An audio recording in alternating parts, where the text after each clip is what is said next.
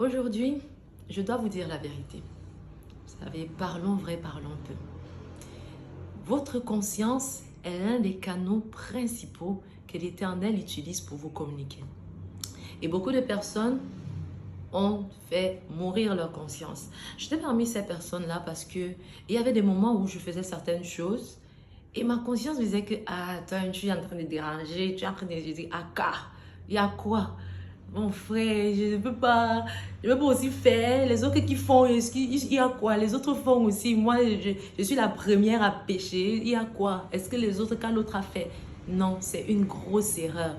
Et au fur et à mesure, je ne faisais que tuer ma conscience. À chaque fois, ma conscience me parlait si fortement. C'était comme s'il y avait un baffle dans ma tête qui me disait non, ne fais pas ça, non, ne fais pas ça. Et je ne voulais plus écouter à un moment donné. Ça m'énervait même.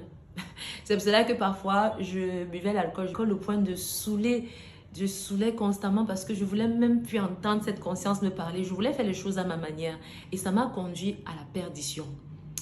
Aujourd'hui, je veux vous dire, mes frères, mes sœurs, parce que je vous aime, je veux que vous sachiez la vérité. Parce que l'Éternel dit, mon peuple périt faute de connaissance. Votre ignorance ne va pas être une justification en fait. Parce que Dieu a tout fait pour que vous ayez la connaissance. Donc, il faudrait chercher la connaissance. Votre conscience est très importante. D'autres personnes ne veulent pas écouter ce que leur conscience leur dit. Alors que cette conscience-là, l'Esprit de Dieu utilise la conscience pour vous communiquer certaines choses. Et aujourd'hui, je ne suis pas là pour pointer que si et ça, tu as fait si bien, tu as fait si mal. Non. Vous avez la vérité en vous-même. La vérité est en toi. Tu n'as pas besoin que je vienne te dire que ce que tu as fait là est mauvais. Fais une introspection et regarde, observe toi-même. Si ta conscience est en paix avec ce que tu es en train de faire.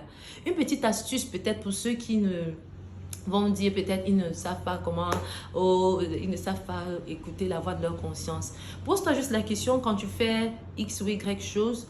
Demande-toi, est-ce que si Jésus-Christ vient et est dans la pièce avec moi, est-ce qu'il pourra s'asseoir, il pourrait s'asseoir, communiquer avec moi normalement sans que je ne me sente gênée?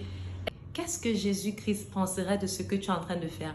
Et au fur et à mesure que tu vas faire cet exercice, c'est comme ça que davantage l'Esprit de Dieu pourra te communiquer par d'autres canaux.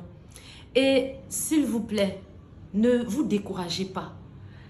Quand vous allez faire ces exercices, ça peut arriver que vous tombiez, ça peut arriver que vous ne parveniez pas à vous détacher de certaines choses. Mais pensez à ces bébés-là qui essaient de marcher. Ils font leur premier pas, papa ou maman tient la main, après ils tombent. Bon, mais ils ne se relâchent pas, ils ne décident pas d'abandonner.